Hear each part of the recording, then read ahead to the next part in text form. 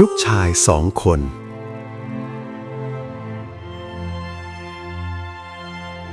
ในหมู่บ้านเล็กๆริมทุ่งนามีชายชราผู้หนึ่งชื่อตาเพ็งเขาเป็นชาวนาขยันซื่อสัตย์และอดทนมาตลอดชีวิตหลังจากภรรยาจากไปเขาต้องดูแลลูกตามลำพังแต่เมื่ออายุมากขึ้นแรงกายก็เริ่มถดถอยตาเพ็งมีลูกชาย2 คนคนโตชื่อคำรณเป็นคนอัธยาศัยดีพูดเก่งชอบเข้าสังคมคนน้องชื่อคำปันเป็นคนเงียบๆช่างคิดและรอบคอบวันหนึ่งตาเพ็งเรียกลูกทั้งสองมานั่งใต้ต้นมะขามหน้าบ้านลมเย็นพัดผ่านท้องฟ้ายามเย็นเป็นสีส้มอ่อนตาเพ็งวางถุงผ้าเก่าๆลงตรงหน้าในนั้นมีเงินเก็บทั้งชีวิตของเขาเสียงเขาแหบพร่าแต่หนักแน่นนี่คือเงินก้อนสุดท้ายของพ่อจะแบ่งให้เจ้าทั้งสองเท่ากันคนละครึ่งเอาไปสร้างชีวิตของตนเองคำรณยิ้มกว้างเหมือนมองเห็นโลกสดใสรออยู่ข้างหน้าคำปันก้มมองเงินในมือเงียบๆสีหน้าครุ่นคิดแล้วตาเพ็งก็กล่าวต่อช้าๆว่าจำไว้นะลูกเงินเป็นเพียงเครื่องมือใครใช้ด้วยปัญญามันจะงอกเงยแต่ถ้าใครใช้ด้วยความอยากมันจะหายไปเหมือนควันไฟ2 พี่น้องพยักหน้าเหมือนกันแต่ในหัวใจของแต่ละคนความคิดกลับต่างกันโดยสิ้นเชิงคำรณคิดว่าชีวิตควรสนุกก่อนเรื่องอนาคตค่อยว่ากันส่วนคำปันคิดว่านี่คือโอกาสเดียวที่พ่อมอบให้ต้องใช้ให้คุ้มค่าแสงสุดท้ายของวันลับขอบฟ้าเมล็ดแห่งชะตาชีวิตของทั้งสองก็เริ่มถูกหว่านลงในดินคนละแบบรุ่งเช้าวันต่อมาหมู่บ้านยังชุ่มด้วยหมอกบางๆเสียงไก่ขันรับอรุณดังแว่วไปทั่วทุ่งคำรณตื่นแต่เช้าแต่ไม่ใช่เพราะคิดวางแผนชีวิตเขารีบแต่งตัวอย่างดีแล้วเดินเข้าตลาดในใจเต็มไปด้วยความตื่นเต้นเงินก้อนนี้ต้องทำให้ชีวิตเราสบายเขาคิดเขาซื้อเสื้อผ้าใหม่รองเท้าหนังดีๆเลี้ยงเพื่อนฝูงในร้านเหล้าหัวเราะเสียงดังราวกับโลกทั้งใบเป็นของตนเองเพื่อนต่างชื่นชมคำรณใจใหญ่จริงๆคำชมเหล่านั้นทำให้เขายิ่งภูมิใจส่วนคำปันตื่นแต่เช้าเช่นกันแต่เขานั่งอยู่หน้าบ้านค่อยๆคลี่ถุงเงินออกแล้วหยิบกระดาษเก่าๆมาจดสิ่งที่คิดไว้เขาเดินไปหาลุงเพิ่มชาวนาที่มีประสบการณ์ถามถึงราคาพันธุ์ข้าวดีถามถึงวิธีเลี้ยงเป็ดในท้องทุ่งถามถึงการแบ่งเงินเก็บสำรองลุงเพิ่มหัวเราะเบาๆเอ็งคิดไกลขนาดนั้นได้แล้วเหรอคำปันเพียงยิ้มไม่นานนักคำรณใช้เงินไปกว่าครึ่งในเวลาไม่ถึงเดือนเขาเริ่มชินกับการใช้จ่ายและคิดว่าเดี๋ยวก็หาเพิ่มได้ขณะที่คำปันซื้อเมล็ดพันธุ์ข้าวดีซ่อมแซมคันนาเหลือเงินส่วนหนึ่งเก็บไว้ในไหดินใต้ถุนบ้านพ่อเฝ้ามองลูกทั้งสองเงียบๆไม่ได้ตำหนิใครเพียงถอนหายใจยาวอย่างคนที่รู้ว่าบทเรียนบางอย่างต้องให้ชีวิตเป็นผู้สอนลมเย็นพัดผ่านทุ่งนาอีกครั้งแต่ครั้งนี้ทิศทางของ2 พี่น้องเริ่มห่างกันชัดเจนขึ้นทุกวันฤดูฝนมาเยือนอย่างช้าๆเมฆดำลอยคลุมท้องฟ้าเสียงฟ้าร้องดังก้องเหนือทุ่งนาที่นาของคำปันเริ่มมีต้นกล้าเขียวอ่อนโผล่ขึ้นเรียงเป็นแถวเขาลงแรงเองทุกวันทั้งหว่านปุ๋ยดูแลคันนาและเลี้ยงเป็ดให้ช่วยกินหอยแม้เหนื่อยเหงื่อไหลเต็มแผ่นหลังแต่ในแววตาเขามีความหวังถ้าฤดูกาลนี้ดีปีหน้าจะขยายเพิ่มอีกหน่อยเขาคิดอย่างรอบคอบในขณะเดียวกันคำรณเริ่มรู้สึกว่าถุงเงินเบาลงทุกวันเพื่อนที่เคยล้อมวงหัวเราะเริ่มหายหน้าเมื่อเขาเลี้ยงน้อยลงร้านค้าที่เคยยิ้มต้อนรับกลับทวงเงินค่าของที่ติดไว้เย็นวันหนึ่งเขานั่งอยู่หน้าบ้านมองถุงผ้าที่เหลือเพียงเศษเหรียญเงินมันหายไปเร็วขนาดนี้ได้อย่างไรเขาพึมพำกับตัวเองส่วนคำปัน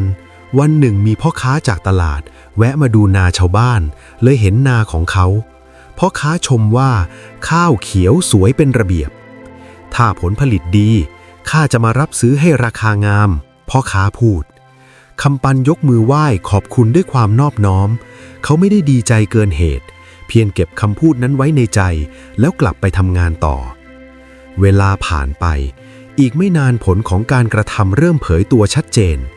หนึ่งคนเริ่มเห็นผลแห่งความรอบคอบอีกคนเริ่มสัมผัสผลแห่งความประมาทตาเพ็งมองลูกทั้งสองสายตาเต็มไปด้วยความห่วงใยแต่ยังคงเงียบเพราะเขารู้ว่านี่เป็นเพียงผลแรกเท่านั้นบทเรียนที่แท้จริงยังมาไม่ถึงฝนยังคงตกสลับหยุดท้องฟ้าครึ้มแทบทุกวันทุ่งนาของคำปันเขียวสดชื่นต้นข้าวตั้งลำแข็งแรงตามแรงลมแต่บ้านของคำรณกลับเงียบผิดปกติเช้าวันหนึ่งเขาเปิดถุงผ้าใบเก่าเขย่าดูเบาๆไม่มีเสียงเหรียญกระทบกันอีกแล้วเงินหมดก่อนฤดูฝนจะซาคำรณนั่งนิ่งอยู่นานความมั่นใจที่เคยเต็มอกค่อยๆจางหายเหลือเพียงความกังวลที่คืบเข้ามาแทนที่เขาพยายามไปหางานรับจ้างในตลาดแต่ช่วงหน้าฝนงานมีน้อยพ่อค้าแม่ค้าหลายคนจำได้ว่าเขาเคยใช้เงินฟุ่มเฟือยมีคนบอกว่าถ้าเองเก็บเงินไว้บ้างวันนี้คงไม่ลำบากคำพูดเบาๆจากคนหนึ่งทำให้เขาเจ็บลึกในใจ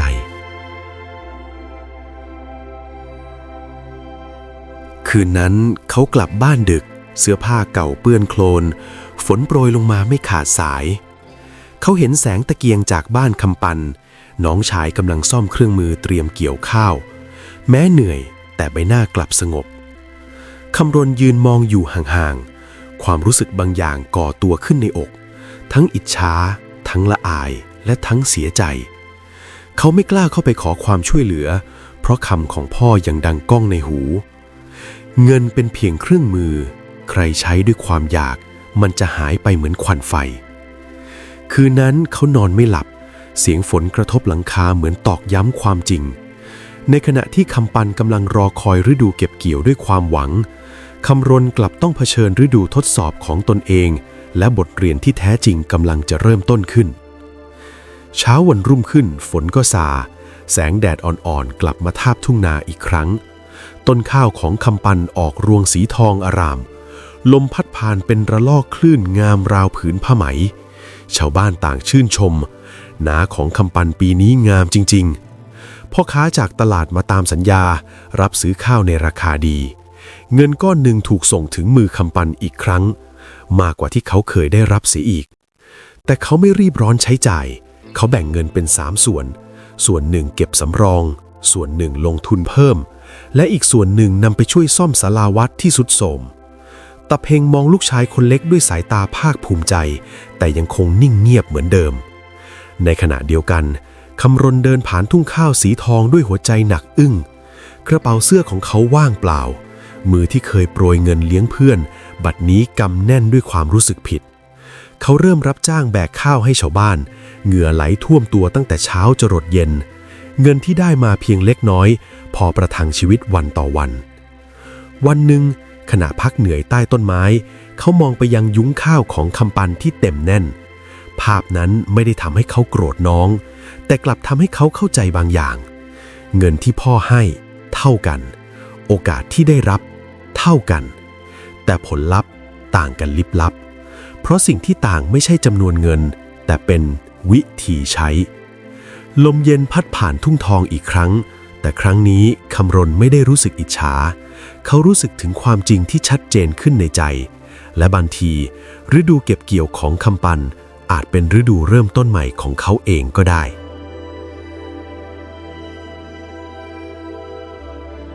หลายเดือนผ่านไปคำรณยังคงรับจ้างแบกข้าวเก็บฟาง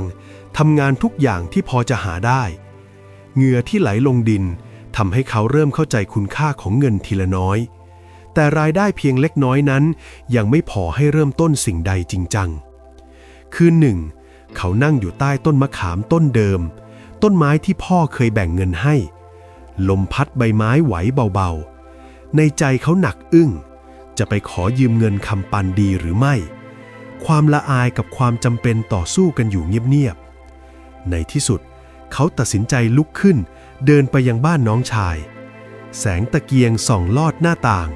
คำปันกำลังคัดเมล็ดพันธุ์สำหรับฤดูหน้าเสียงเคาะประตูเบาๆดังขึ้นคำปันเปิดประตู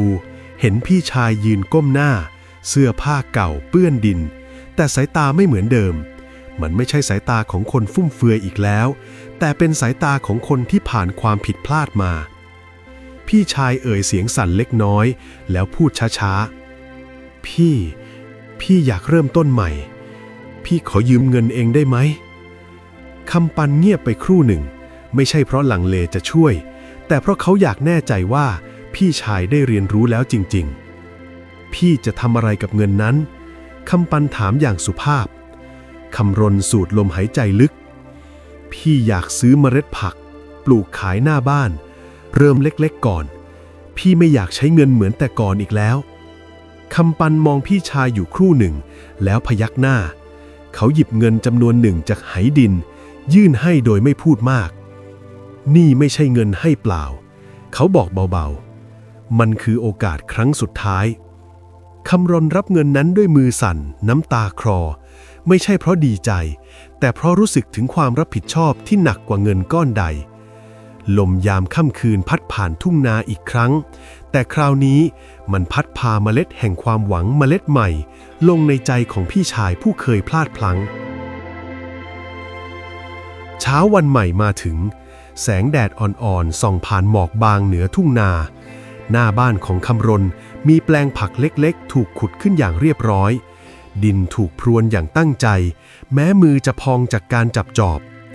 ครั้งนี้เขาไม่รีบร้อนไม่ฝันไกลเกินแรงตนเขาเริ่มจากสิ่งเล็กที่สุดเมล็ดผักถูกหว่านลงดินพร้อมกับคำสัญญาเงียบๆในใจข้าจะไม่ปล่อยโอกาสนี้หลุดมืออีกวันแล้ววันเล่าคำรณตื่นตั้งแต่ฟ้ายังไม่สว่างรดน้ำถอนหญ้าเฝ้าดูต้นอ่อนค่อยๆโผล่พ้นดิน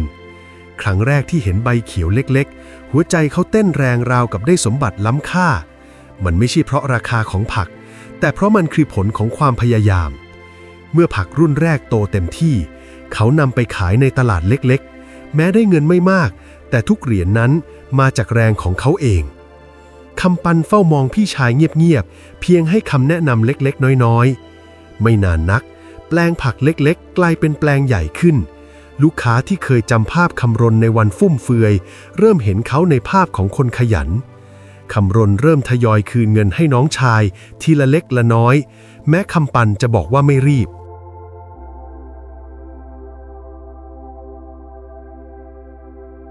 วันหนึ่งขณะสองพี่น้องนั่งพักใต้ต้นมะขามคำรณเอ่ยขึ้นเบาๆว่าตอนนั้นข้าโกรธโชคชะตาคิดว่าทำไมชีวิตข้าจึงลำบากแต่แท้จริงแล้ว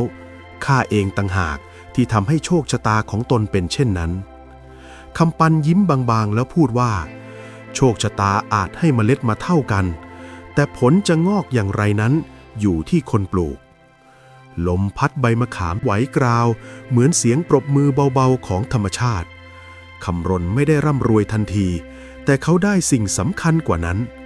เขาได้บทเรียนและได้ศักดิ์ศรีของตนกลับคืนมาหลายปีผ่านไปทุ่งนาเดิมยังคงเขียวในฤดูฝนและทองอร่ามในฤดูเก็บเกี่ยวคำปันขยายที่นาอย่างมั่นคงไม่ใหญ่เกินกำลังแต่มั่นคงและพอเพียงคำรณมีสวนผักและร้านเล็กๆหน้าบ้านไม่ได้ร่ำรวยล้นฟ้าแต่มีรายได้ทุกวันและมีรอยยิ้มที่จริงใจกว่าเดิมตาเพ็งชราลงมากวันหนึ่งเขาเรียกลูกทั้งสองมานั่งใต้ต้นมะขามต้นเดิมอีกครั้งสายลมพัดเบาๆเหมือนวันเก่าไม่มีผิดแต่หัวใจของลูกทั้งสองไม่เหมือนเดิมอีกแล้วตาเพ็งพูดด้วยเสียงแผ่วพ่อไม่มีเงินให้พวกเจ้าอีกแล้วแต่พ่อดีใจที่เห็นว่าพวกเจ้าสร้างชีวิตของตนได้คำรณก้มหน้าเล็กน้อยเขารู้ดีว่าหากไม่มีบทเรียนครั้งนั้นเขาคงไม่เข้าใจคุณค่าของเงินและโอกาสคำปันยิ้มอย่างอ่อนโยนเขารู้ว่าความมั่นคงไม่ได้มาจากเงินก้อนแรกแต่มาจากวินัยและการเรียนรู้